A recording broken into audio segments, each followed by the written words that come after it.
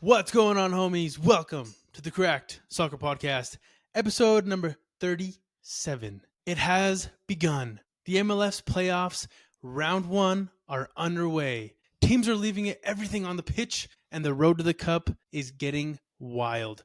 But off the field, the soccer world and the sports world has been shaken. A sports betting scandal that's got everybody talking. Who's involved? What's next? We've got the breakdown. And across the globe, say hello to the future. A new Sky Stadium is in the works and rendering. It could change the game with next level innovation and a fan experience. It's drama. It's fire. It's football chaos. This is the Crack Soccer Podcast. Bang, bang. Boom. Boom, boom, boom. Peasy. It's just us today, man. The other guy that was last in the leaderboard did not show up. How we feeling, bro? His punishment was death. No, That'd be something. no. We really didn't. He's fine. He's trunk or treating. He's out there with the fam, spending some time with the kids.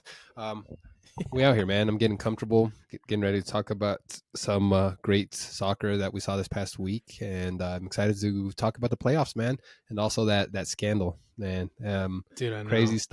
Crazy stuff, but we'll get into it. Yeah, man, it's kind of insane. There's definitely been a lot of things going on aside from just the MLS. I mean, it's things that you kind of have to look at and put into perspective and kind of assume like, hey, how big are these tentacles? How much reach does this really have? And you know, it's definitely something that I'm interested to talk about today. I'm sure Fern has a some sort of opinion on this, but again, he is with the family today, so he can't be on. But you know, maybe he'll comment or something on the post and say what he thinks. But anyways, for those of you that missed it, the leaderboard is done. I won the leaderboard, so super dope. But we'll go ahead and see what happens for the playoffs because all of us did turn in a slip for the playoff bracket. We'll probably, you can find it on our social medias. We posted it on there. We might be able to bring them up later on, but for now, that's kind of what we're going after at this point, just kind of seeing who can get the most right for the playoffs. But because of that, obviously you don't have as many games, as many different people performing. So the correct performances is going to be a little bit brought back down.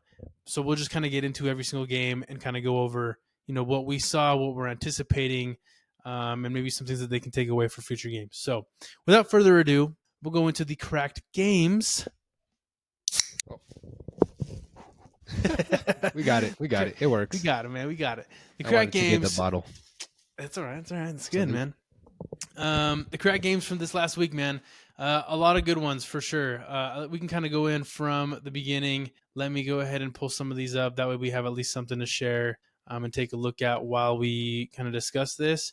But the very first one, we kind of talked quite a bit about it, to be honest with you, this last episode. So maybe we don't have to go into too great of detail on this first one. But Miami versus Nashville, one of those games that we obviously looked at and we're saying, hey, look, this is definitely, somewhat of a rivalry in the making. Lot of different things that went down, from this game. But, at the end of the day, Inter Miami did beat Nashville 3-1 with Messi obviously getting on the score sheet once again. I mean, what did you expect, right? To be honest, I'm not sure if you saw this game. I'm not sure if you had any thoughts on this game, but honestly, like I was expecting a lot more from Nashville during this game to kind of have more of a punch, maybe keep it more competitive. But it was in Miami. I understand it, the home crowd, but for them to lose 3-1, it was a bit of a surprise for me, honestly. Bro, Messi gets that 2028 extension and decides to just show out and say, hey, I'm still here to play. I'm still here to compete. And I think that's what we saw, man. Him and Suarez showed out. It was interesting. I agree with you. I expected way more out of Nashville, but in my bracket, I have Nashville moving on, I believe, in Do you game really? 2. Yeah, I have Nashville going on, bro. I was a Fern hater. That one was specifically against Fern. That's wow. That's funny. But I didn't know that. I mean, I feel like you probably were going to go a bit of the more underdog side, but to be honest, like just the fact that Miami's kind of owned Nashville up to this point, and we discussed it on the last episode, right? Where literally every single tournament, whatever, Miami's beaten Nashville. And again, I wanted Nashville to be competitive. I wanted them to be like, hey, we could definitely take it to Miami and obviously score, but that was not the case. Like, and this is something that I was kind of looking at too, because it surprised me as to how well the back line of Miami played in this game. We've mentioned this time and time again, how their back line is just not solid, but maybe they're starting to figure it out with these four, with Alaba, with Allen, with Falcon and Frey. Maybe they're finally starting to kind of figure this out of like how to defend. I think Busquets had a lot to do with, making sure everybody was aligned, everybody was where they needed to be. But that was a surprise for me, honestly. Like, for Nashville only to get one goal is wild. And Surridge only had, a 6.2 rating, so it wasn't even, he wasn't even in the game, to be honest. It was wild. Yeah, man, it's crazy. No, not much else to say, bro. Miami was just looking good all around. It could have been even worse for Nashville from the looks of it, from what I watched on that game. A couple of missed opportunities there for Miami, but most of the time, bro, they're just capitalizing, just showing out.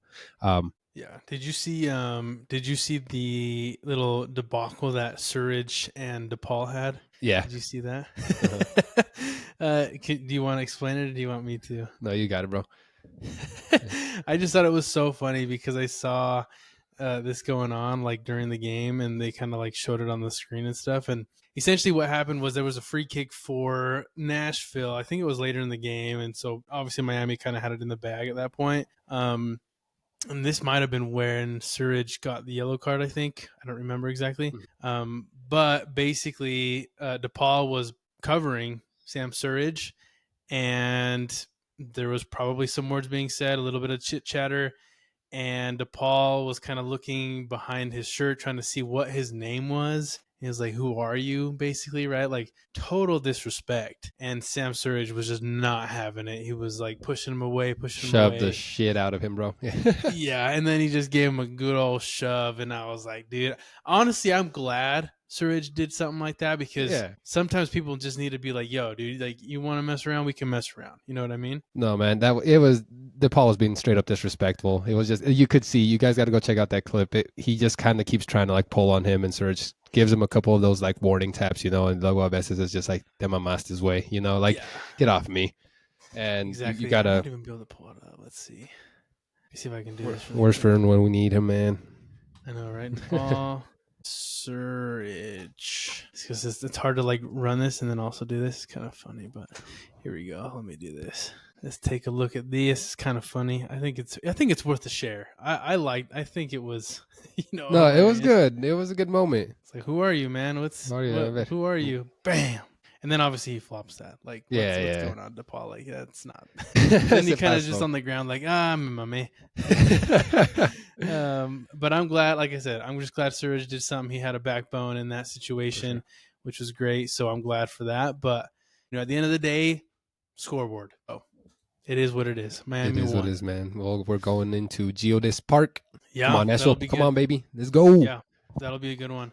The next one, too, just to kind of go over this next game that happened that same, I think it was maybe it was the next day after this one. But we had Philadelphia versus Chicago Fire. The first one the first playoff game that went into penalties this year, which is awesome to see.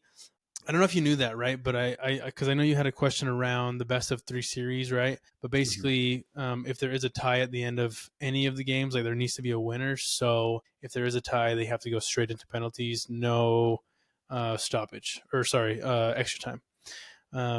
So in this one was pretty nuts. I don't know if you saw some of the text messages that were going through for Lopez, but Philly was obviously up 2-0. Getting a goal in the 70th and the 75th. And then out of nowhere, dude, like, Chicago was just like, yo, let's go. They get a goal in the 84th and the 93rd. Like, nuts, dude. Like, who would have thought?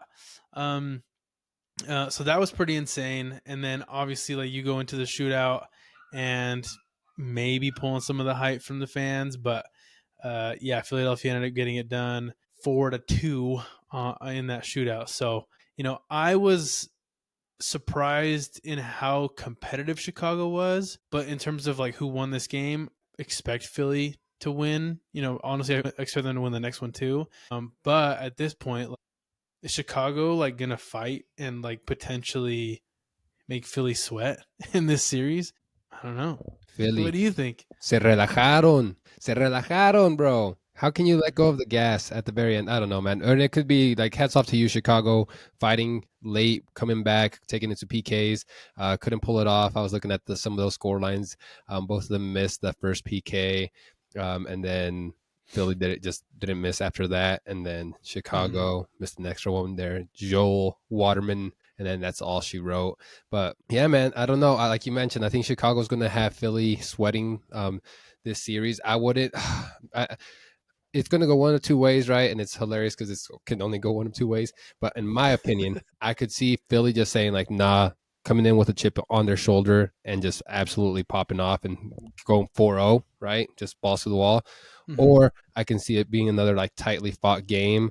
Chicago maybe like squeaking one by, and then we go into game 3 and vamos a ver. But Yeah. I'm more of the opinion that Philly's going to say, hey, we let go of the gas on that one. We can't let that happen again. We're the Shield winners, baby. We have that pride. Screw Fern saying Yeah.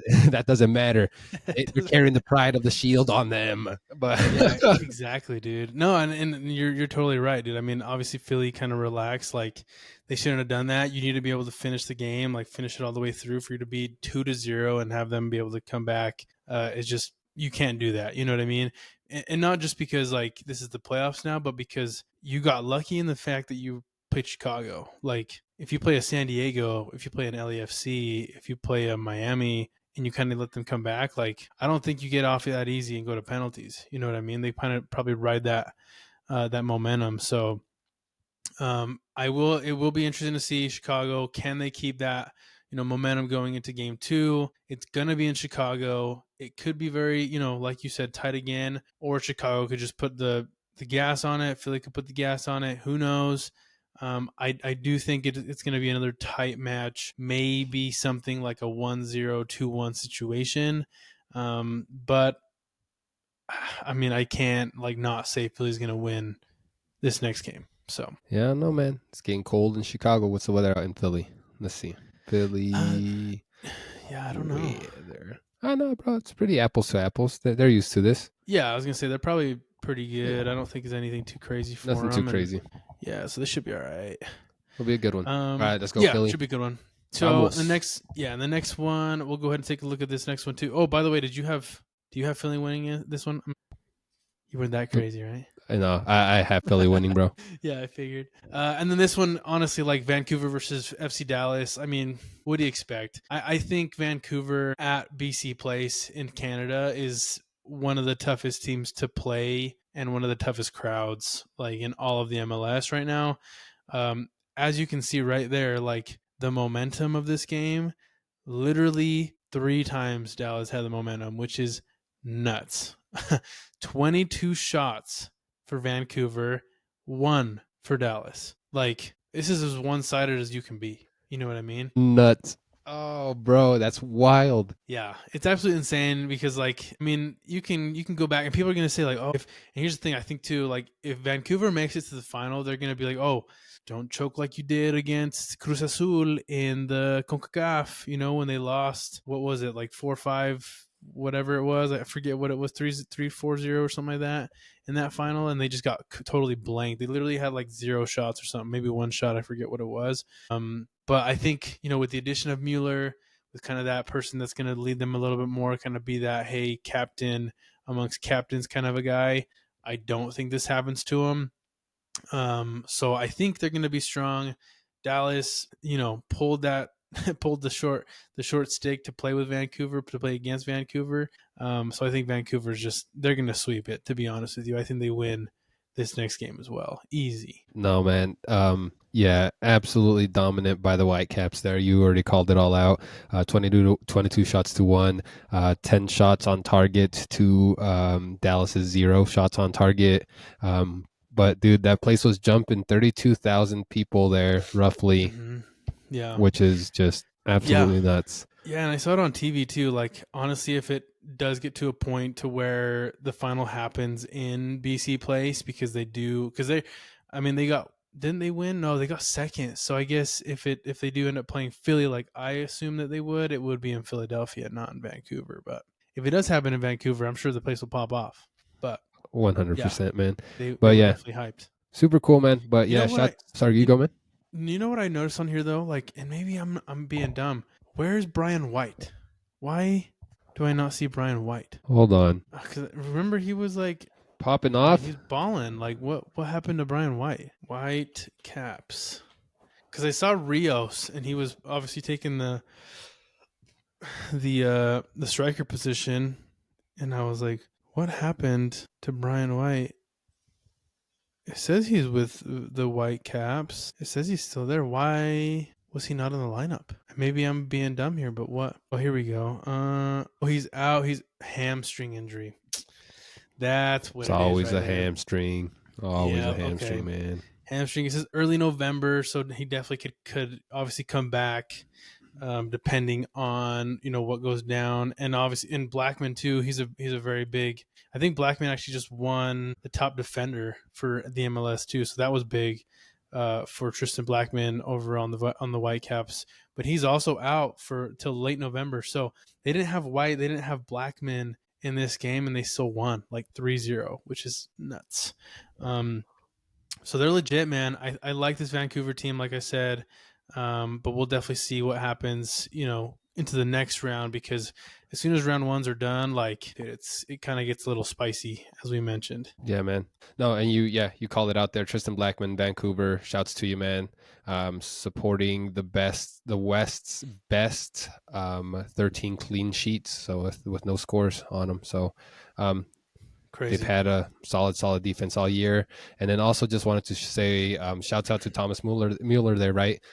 We've been saying who's going to be picking up the torch in our last episode. It was cool to watch him score a golazo there for the game. So it's going to be cool to watch how we focus more and more on some of these other players. We got Messi for 3 more years, baby. We'll see where that takes it. But it's cool to see some of these other players really taking some of that spotlight too. Never going to fully take away the spotlight from Messi. Come on, we talked about that last episode, but like as Messi continues to the eventual end of his career, it's cool to see some of these other superstars really step up. Yeah, 100%. Yeah, so solid. That was a solid game. Another tight one in the Western Conference: San Diego FC versus Portland Timbers. 2-1. Portland ended up getting a red card in this game.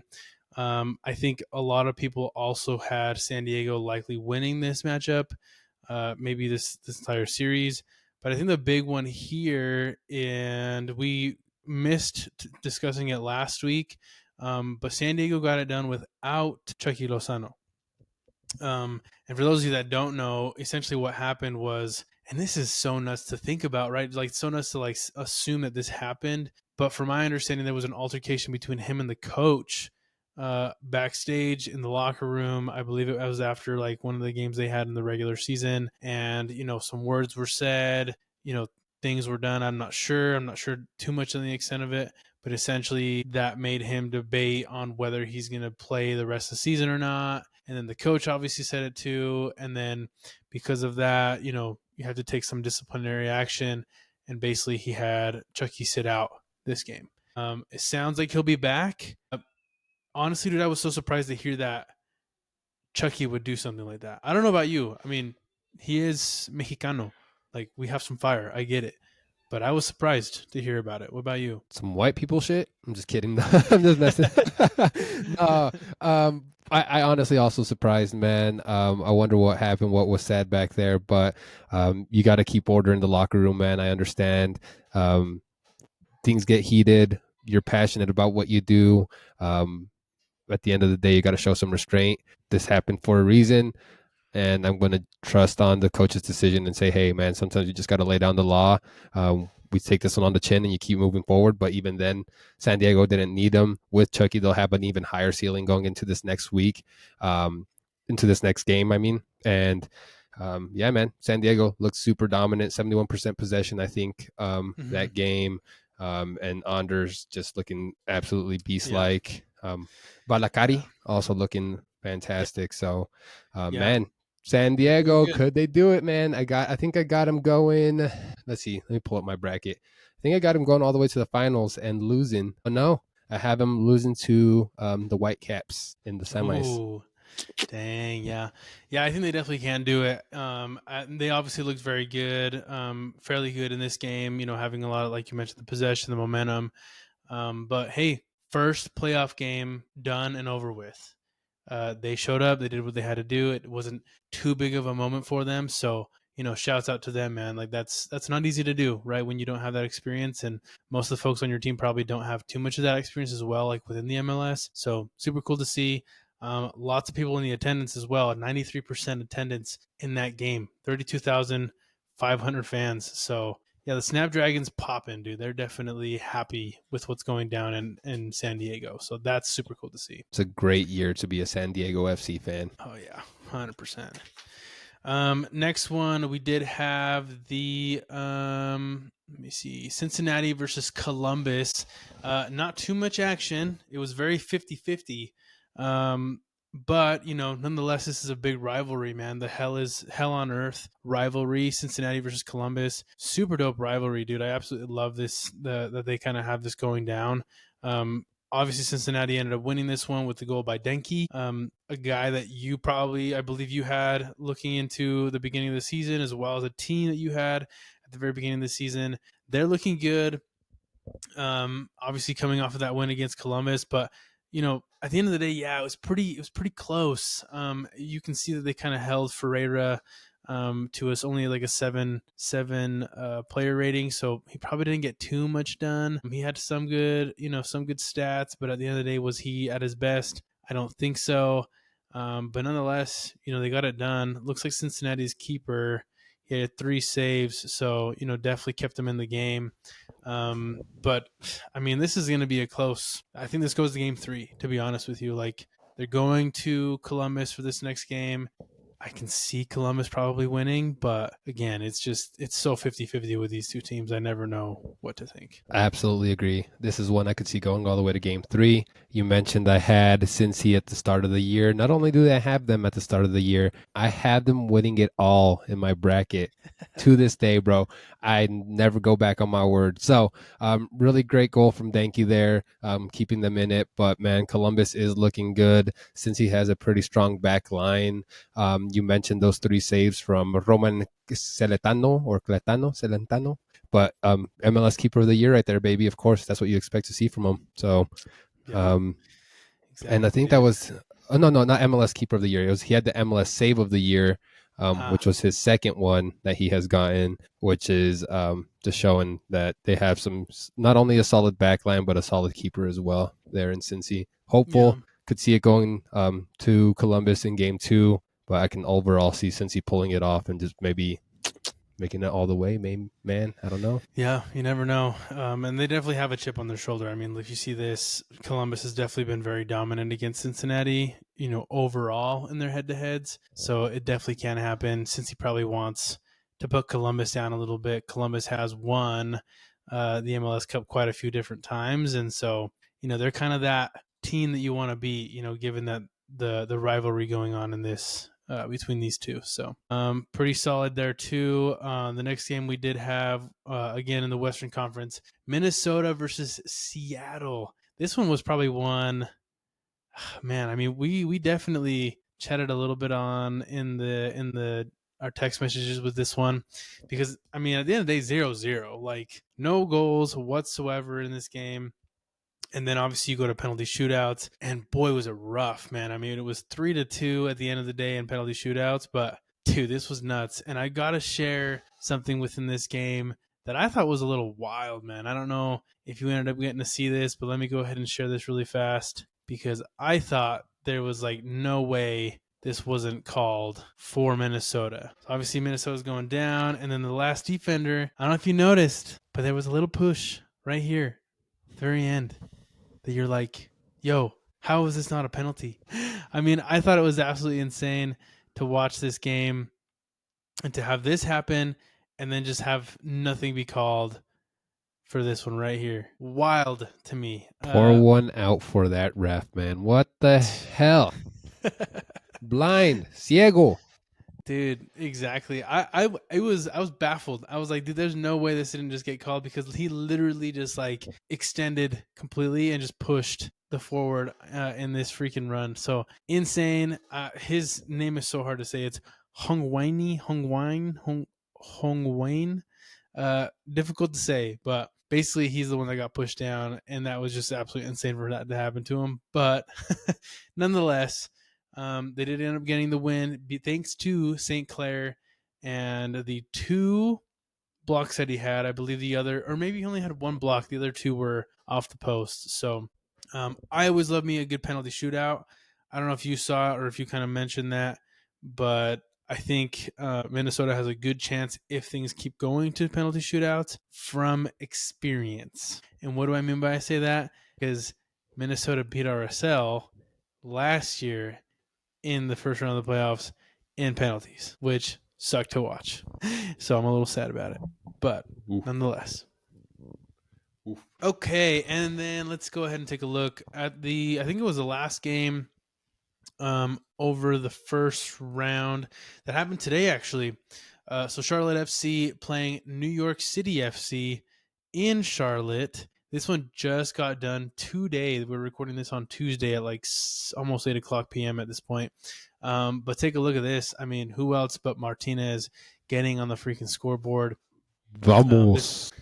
I mean, 50-50 game at the end of the day. 12 shots for New York, 10 for Charlotte. I bet you there was like, I mean, the capacity of Bank of America Stadium is 75,000. I guarantee they almost hit half of that. Like there was probably like 35,000 people there. From what I saw, that there was probably going to be around that many players. So that's nuts.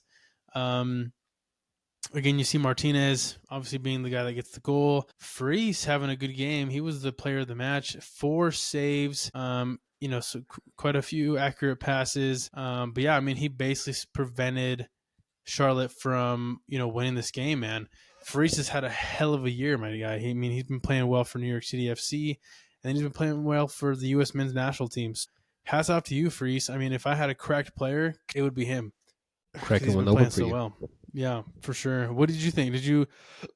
I mean, we just jumped on. I don't think you watched this, but I think you mentioned something about Charlotte before we jumped on Yeah, during man. this game. New York City FC pulling it off there against Charlotte on the road, but Charlotte without Wilfried Zaha.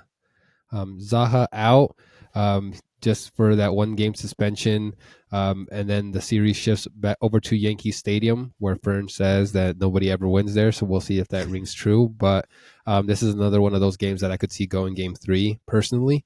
I could see New York City maybe just pulling it off, though. They have been looking in really good, strong form here in the second half of the season. So I don't know, man. I have them winning in my bracket. Who do you have in this game? Well, I actually had Charlotte taking this series. This one and the Minnesota one I was very hesitant on because Minnesota obviously being a very good team, they finished third in the Western Conference, which was nuts, right? It's not easy to do. But with Nashville and New York City really just kind of finding their own like towards the end of the season. They had so many wins against really good teams where you were like surprised that they would obviously be winning some of these games. So I have Charlotte winning. They didn't have Zaha. They don't have Pep Biel. Two very, very good players that obviously are going to, would come in clutch in situations like this. But at the end of the day, you got to, play the cards that you're dealt. And, the fact that they got it done, that New York City got it done in Charlotte in front of that home crowd, like that was your chance, Charlotte, to kind of get ahead in this series. They got to go to, like you said, Yankee Stadium. These folks, I think, are going to be hyped because who else are they rooting for right now? Like, Yankees are done. The Red Bulls are out. Like, ain't nothing to watch but the soccer game. So I think, this one might be one where I get it wrong and New York City FC wins this series in game 2. Like, I could see it happening. Solid point, man. Carry that momentum, New York. Let's go. Yeah, for sure. I definitely see it. So, we'll kind of see what happens. Very interesting matchup there. And then lastly, this one hasn't happened yet, but it will go down tomorrow, which also might be a little bit of a one-sided game. But again, it's the playoffs. You never know what happens. But LAFC will take on Austin FC tomorrow at 8:30 Mountain, 7:30 Pacific. I think everybody has the LAFC, man. I think everybody's hyped around Son, and they kind of want to watch him play, to the best of his abilities. I don't think Austin has a too much of a chance here, to be completely honest with you. But what do you think, man? I just, it's hard to call given that it's the playoffs. But again, you got to give respect where respect's due. Bro, they have Mr. Goal of the Year himself, Son. Of course they got to win. I Yeah, they know do. Reyes has some strong opinions there about Son winning that award, especially if you watched last episode, we broke down some of the top goals of the season. But no, man, give respect where respect is due. LAFC been looking in strong form all season. Won a couple, lost a couple, right? But like overall, looking like a very, very strong team there. Just yeah, bringing Son in late in the season just makes it more exciting to watch. And yeah, I'm an Austin fan. They let me down too many times early in the season. But I could see this one going over to LAFC. Like you said, anything can happen. It's the playoffs. We'll see what happens mañana. Yeah, and this is kind of crazy. I didn't even think about this, but look, March. So this year, LAFC hasn't beaten Austin once. They've lost both times. They lost 1-0 in March and 1-0 on the 12th of this month. So they haven't beat them. So this could get spicy, but I mean, at the end of the day, you kind of, like you said, you got, what's his name? Otani balling out in baseball right now in the World Series over there for the Dodgers in LA. Why not have another one? Son just kind of, doing this thing with LAFC. They're gonna, maybe they'll celebrate together, just kind of doing their thing. Making LA kind of that town, that city of like, hey, this is the sporting city. We're balling out. We're gonna show out. Absolutely, man. But yeah, again, LAFC is just, they're too strong. I can't just not put something behind them. So hats off to them. We'll see what happens tomorrow, like you said. And then we'll kind of get into the rest of the games here after this. But yeah, those are the games that have gone on so far. And then we'll kind of get into the headlines from this last week. Quite a few different things that have been brought up that we kind of mentioned in the intro today. But before we get into anything too crazy, like you just mentioned, just barely, the MLS did announce the goal of the year for the MLS 2025 season. Honestly, it's kind of wild to me, man. I and like you said, you probably have some opinions as well. But let's go ahead and show the people kind of what we're talking about here, because it was none other than Son Heung-min that got the goal of the year for 2025. Let's take a quick peek. Staying connected. 1 second. I know it's the MLS. There's not a premium version, maybe, or there probably should be because they have the season pass. And like, what's going on here? You know what I mean? What am I paying for? Okay, right here. Let's go ahead and pull this back up really quickly. LAFC Son. Let's make a big screen. Right there. Free kick for Son. Wha-bam.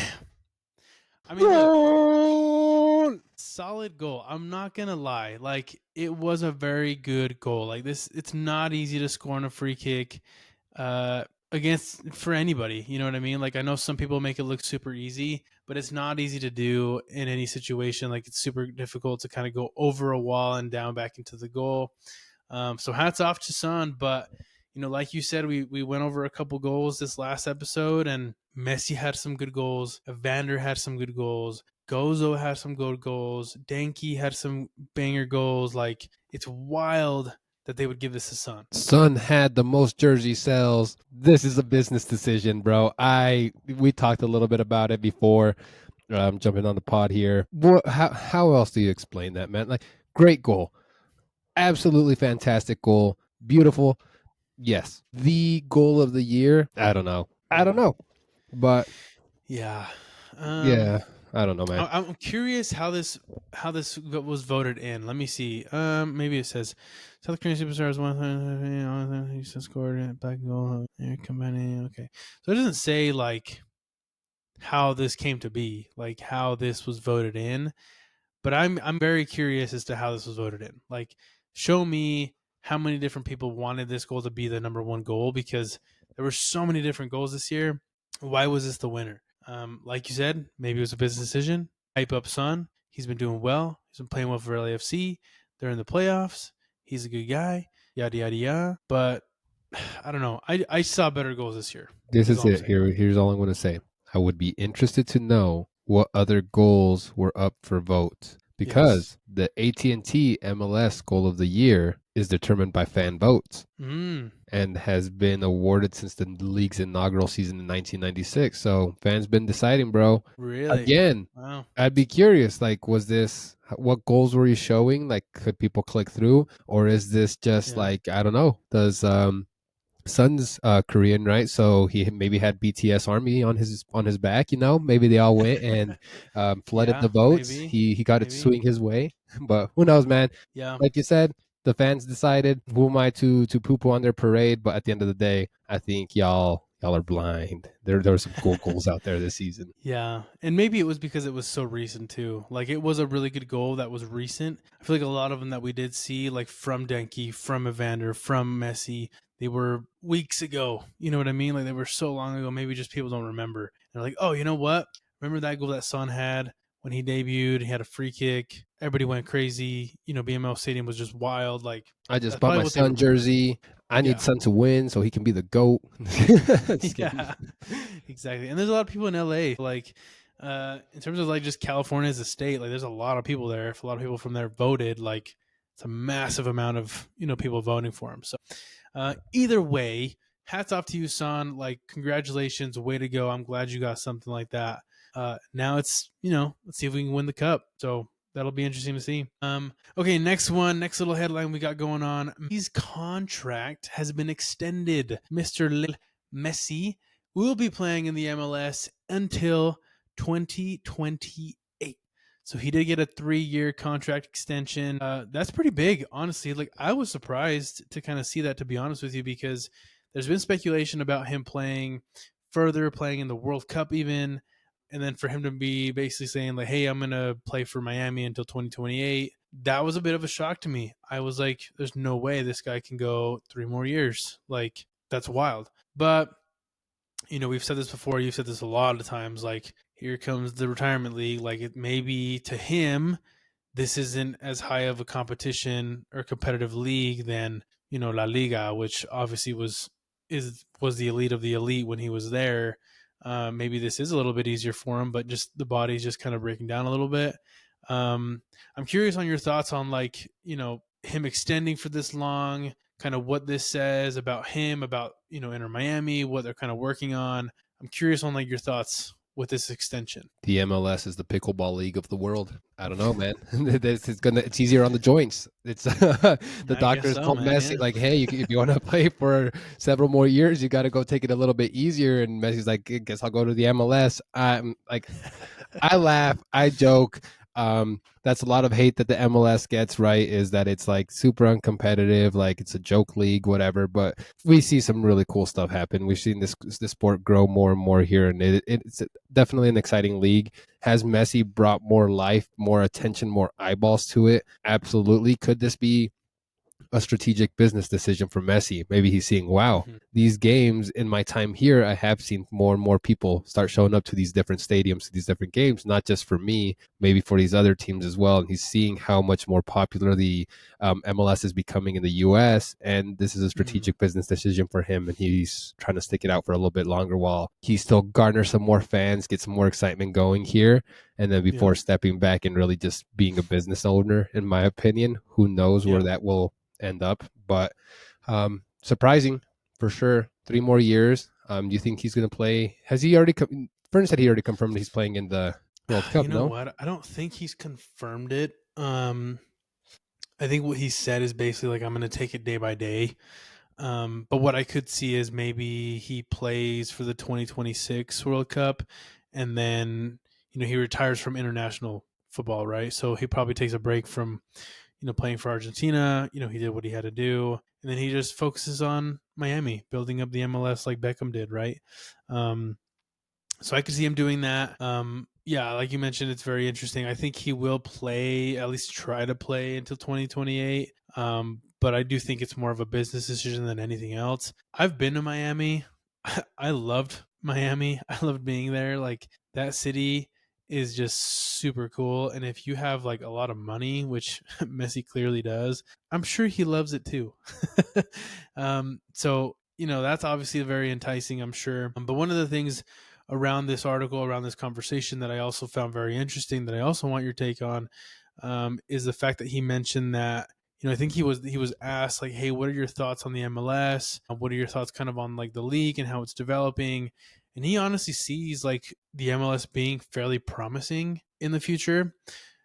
Maybe not so much as a global level, right? I think there's still quite a bit to do there. But in terms of the United States, I think it's definitely like possible for the MLS to be, mainstream, kind of alongside the NFL, the NBA, NHL, MLB, those other leagues that everybody else watches.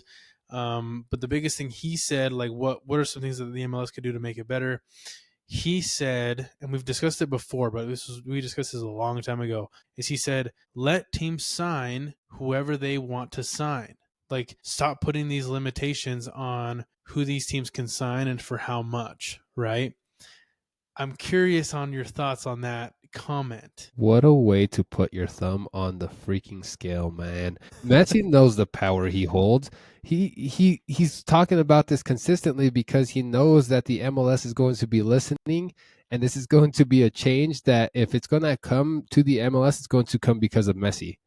Oh, And 100%. that's what I think. I think that that's like very well done on Messi's part to say like, hey, again, going back to my previous comments, this is an investment for Messi. He sees the longer term potential in the MLS. What if I can weigh in these ways and fast track some of these things that I want to see happen? And then when he can, again, reap the fruits of that labor, be a business owner and make these decisions, be able to make these trades, bring in whichever player he wants without restrictions or or regulations limiting that, the MLS is going to potentially see some Mm. explosive growth. I don't know, man. You That's know kind of what? my take on that. No, you make a good point, and I don't think I thought of it that way because you make a good point. I think he's definitely going to have that opportunity to buy his own club in the future, right? I think that was even in his contract to where he could own something in the future. And this guy's probably just stacking paper, right? Obviously, to kind of have that opportunity and then to be able to own a team in the MLS in the future. Like, and if he puts, like you said, puts his thumb on the scale here in terms of allow teams to bring in whoever they want for whatever money without any restrictions, without the whole DPs and everything like that, this guy's gonna build the craziest effing team in the future one day. Like he's gonna be like, I'm gonna bring you over. How much you want? Done. I'm gonna bring you over. How much you want? Done. Like he's gonna do things that are being done in the Premier League in the States, and he knows he's gonna be able to do it. Like that's a good perspective, and I don't think I've thought of it that way because maybe I'm not thinking that far in advance. But I kind of thought of it like obviously when you mentioned that I thought of it that way, but then also thinking, okay, so many people are so upset about this fact that like there's these regulations, right? The salary caps, the DP players, like DP spots. You can't have, they want the whole league to be very equal and not too many of this or that in this one team. Excuse me. And I think a lot of people like say, hey, take that away. Let us do whatever we want. And you watch, okay? Everybody's saying that right now. But when that does happen, and teams are allowed to bring in whatever else, whoever they want for as much money as you want, the scale is going to tip so far for LA teams, for the New York teams, and everybody else. It's going to happen. And then people are going to be like, why did we do this? Why is New York City and the Red Bulls and LA Galaxy and LAFC able to spend so much money? This is It's so bad. unfair. It's It's so so unfair. unfair. Exactly. And it's gonna happen. Like we discussed this way long ago. Like New York City FC is owned by the City Group. The Red Bulls, New York Red Bulls, is owned by the Red Bull Group. The amount of money they have, those groups have, is insane. They're the two biggest groups in soccer, in all of soccer. Like it's not just like the MLS, it's literally all of soccer. Like they have so much money and they're going to wreck this league. It's going to be New York City and the Red Bulls for years. Years. to come. And that's kind of sad, right? Because like if it does become a billionaire league, and you have all these people with just insane amounts of money just stepping into these teams and just being like, I'm going to build the Avengers of the MLS team, and just Mhm. like assemble these teams. It will take some of the like I don't. Some people might like it. Some people might be absolutely hyped to see some like absolute like powerhouses like come into the MLS, or maybe we start developing a lot more talent here from the ground up, right? And we start seeing some incredible talents just here from like locally. How cool would that be, right? But Right. again, you look at RSL and there's just like, do the Millers still own Yeah, the they Miller did. Group still owns it. They got Yeah. money, but like, how are we going to compete with like Red Bull? Like, I don't know. Yeah. But solid points, man. Very fun conversation. Yeah. Honestly, I Interesting to love think this about. conversation. I do a lot. And like to take that even a step further, like, with those teams obviously being the top of the top.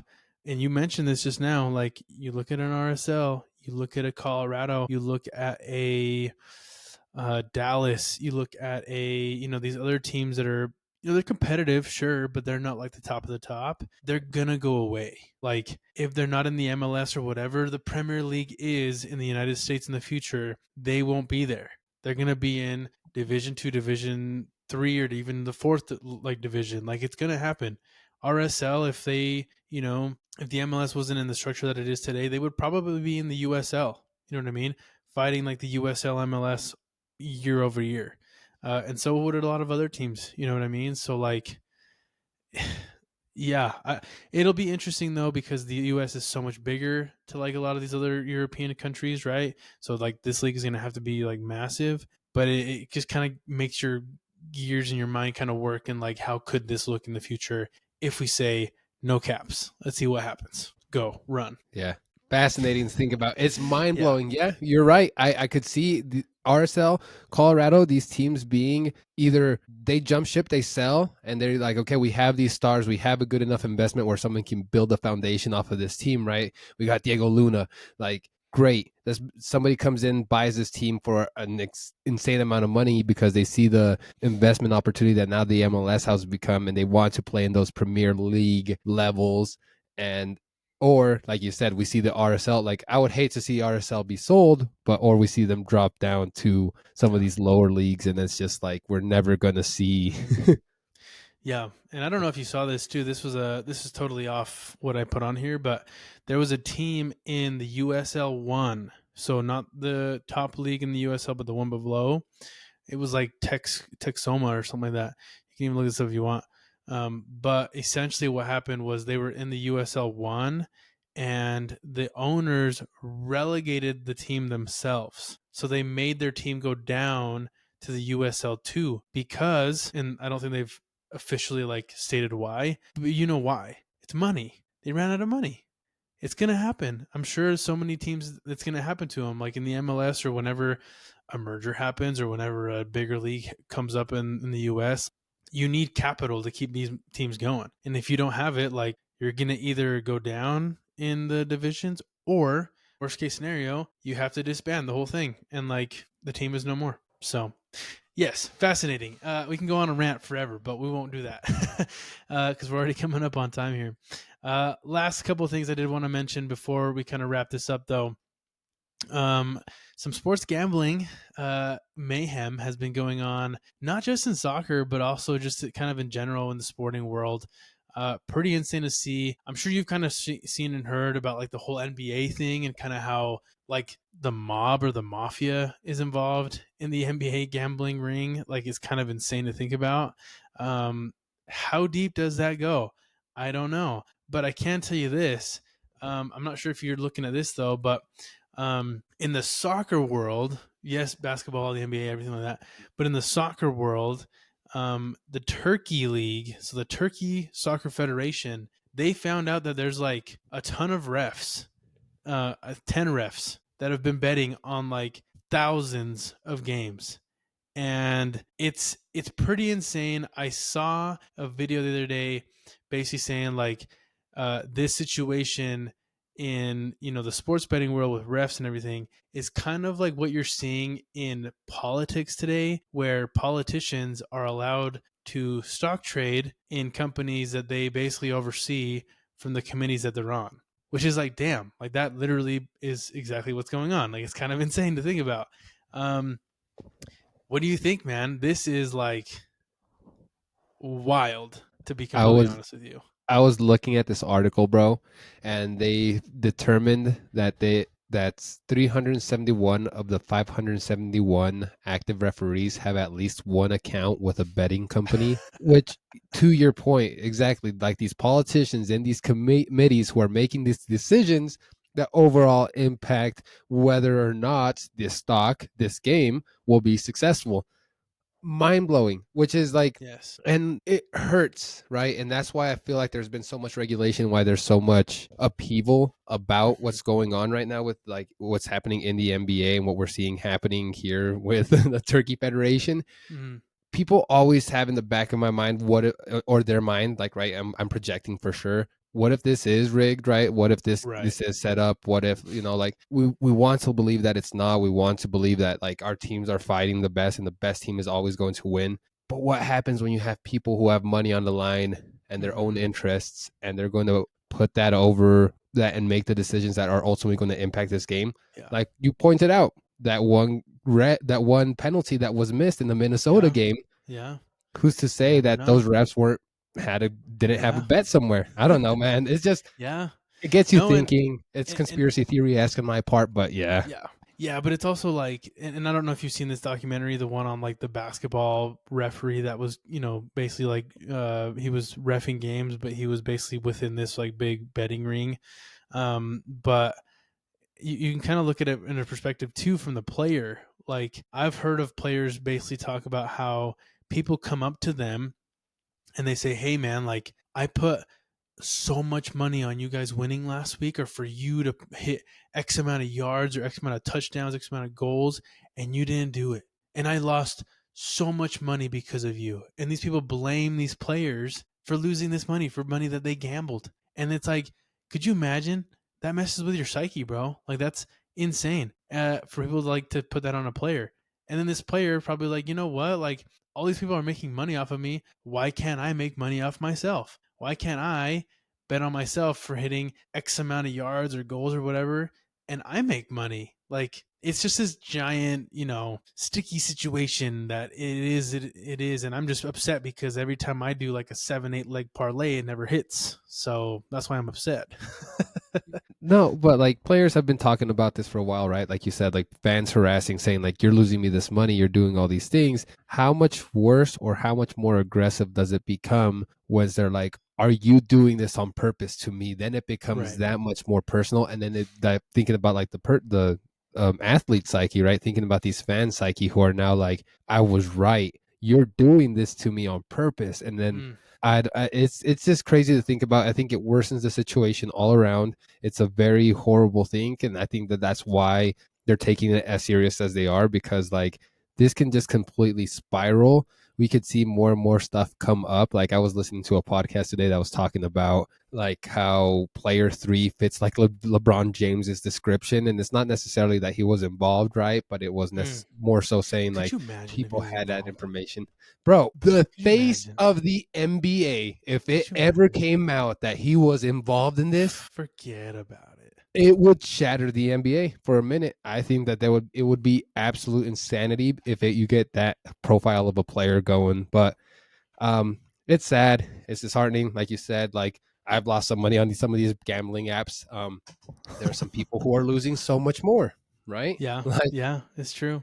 I That have is some true. like impulse control, but there is a reason why all these gambling commercials have the like, got a problem, call 1-800-gambling for Yeah, help. So yeah, gamble responsibly. If you're listening out there, yeah, gamble responsibly. Know that this stuff is going on.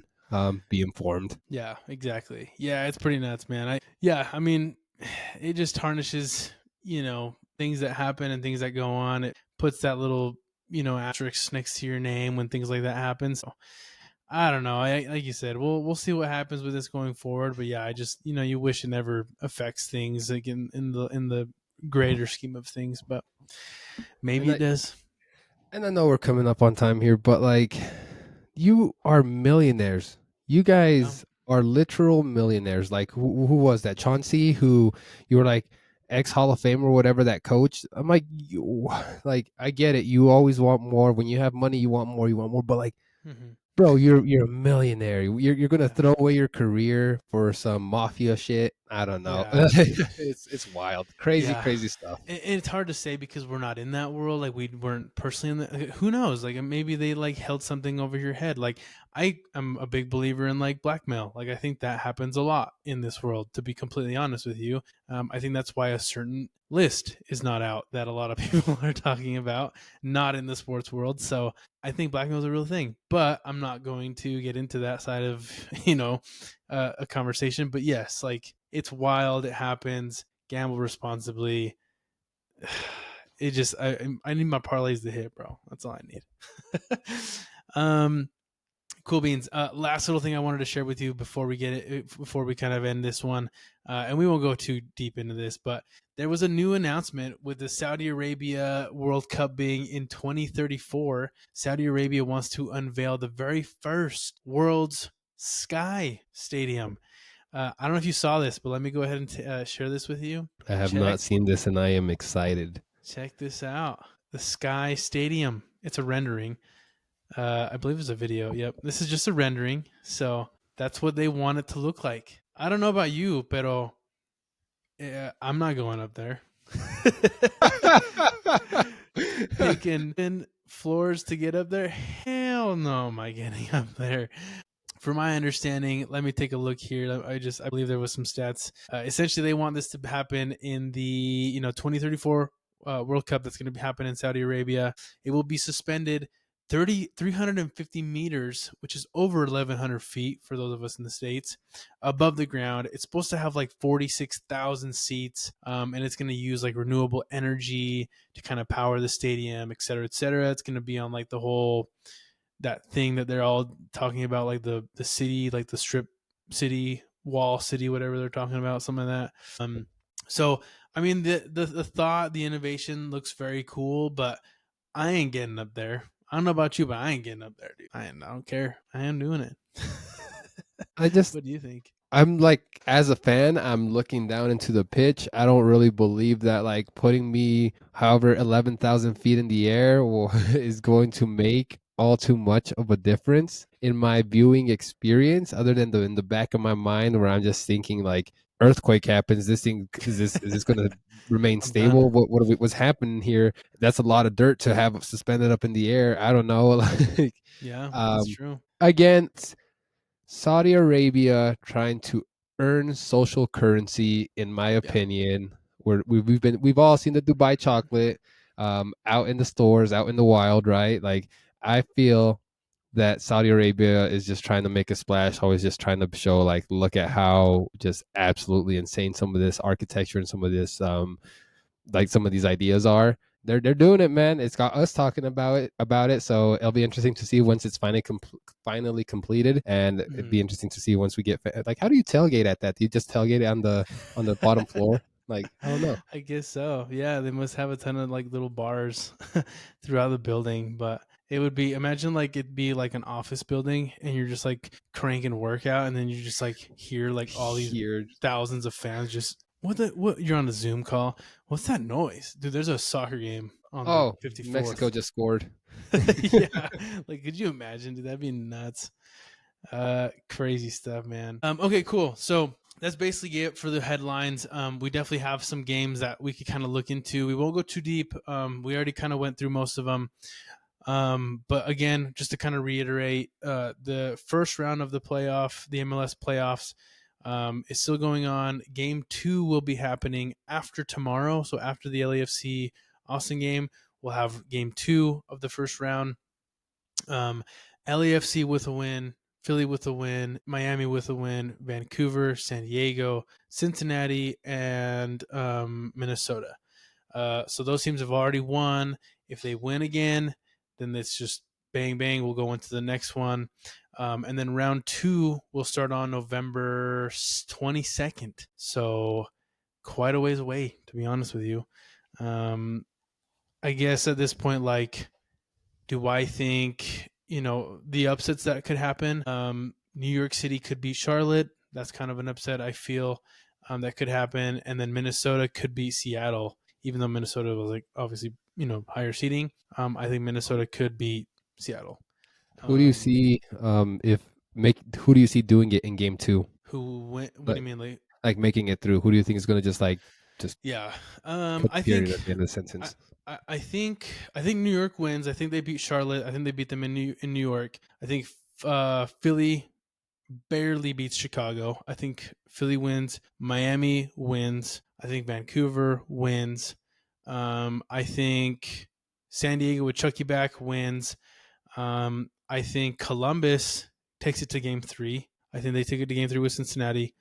I think this is a tough one, but I think Seattle takes it to game 3. I think Seattle will win this one in Lumen against Minnesota, and they take it to game 3. And then, LAFC. I think they blank Austin. To be honest with you, so that's how I see it after the first game. But again, you never know what happens.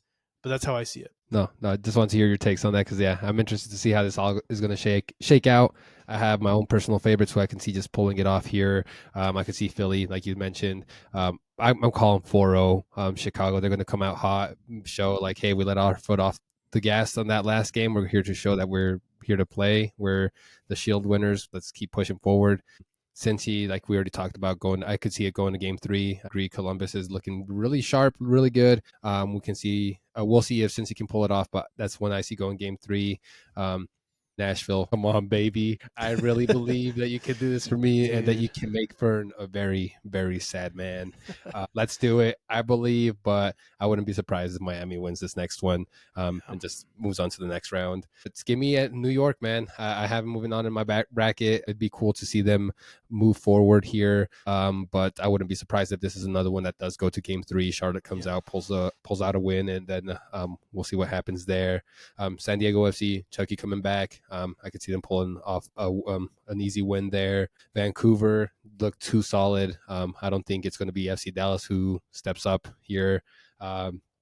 Minnesota, I could see them pulling it off as well. And then we'll see how LAFC performs. But I have a feeling that it's going to probably be a 2-0 LAFC moving on. So, yeah, exactly. So, those are good takes, man. I mean, you never really know what happens. It's playoff soccer.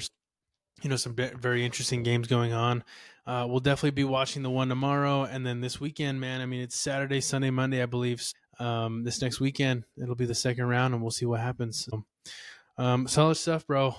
Good episode. Any last little tidbits, last comments before we go? Gamble responsibly. Vamos Nashville. And the MLS is going to be seeing some interesting stuff over these next 10 years, man. It's going to be crazy to see. Like, I love that discussion that we had. Hopefully you guys enjoyed the conversation we had here today. Fern, we missed you, bro.